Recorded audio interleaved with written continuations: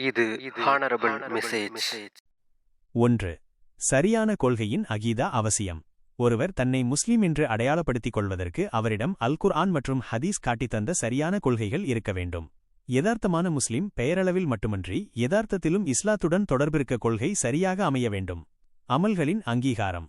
ஒருவரின் கொள்கை அகீதா தவறாக இருந்தால் அவர் செய்யும் நற்கிரியைகள் வணக்கங்கள் அல்லாஹ்வினால் அங்கீகரிக்கப்பட மாட்டாது. 2. தௌஹீத். அல்லாஹுவின் தனித்துவம். ஈமான் கொள்ள வேண்டிய அம்சங்களில் முதன்மையானது அல்லாஹுவை நம்புவதாகும். தௌஹீதின் யதார்த்தம். அல்லாஹுவை உரிய முறையில் அறிந்து அவனை ஏற்றுக்கொண்டு அவனது அதிகாரத்திலும் வணக்கத்திலும் அவனை தனிமைப்படுத்துவதே ஏகத்துவம் தௌஹீத் ஆகும். அறிய வேண்டியவை. தௌஹீத் என்றால் என்ன? அதன் முக்கியத்துவம், வகைகள் மற்றும் தௌஹீதிற்கு எதிரான ஷிர்க் போன்ற கொள்கைகளின் விபரீதங்கள் ஆகியவற்றை ஒரு முஸ்லிம் தெளிவாக அறிந்திருக்க வேண்டும். 3. நூலின் நோக்கம் மற்றும் ஆதாரம். இந்த நூல் அறிஞர் சாலிஹ் அல்பௌசான் அவர்களின் புகழ்பெற்ற அல் இர்ஷாத் இலா சஹீஹில் இஃப்திகாத், சரியான கொள்கையின் பக்கம் வழிகாட்டி எனும் நூலை தழுவி எழுதப்பட்டுள்ளது. நோக்கம், மக்கள் சரியான அகீதாவை படித்து அதை பின்பற்றி வாழ துணை புரிவது. திருத்தங்கள்.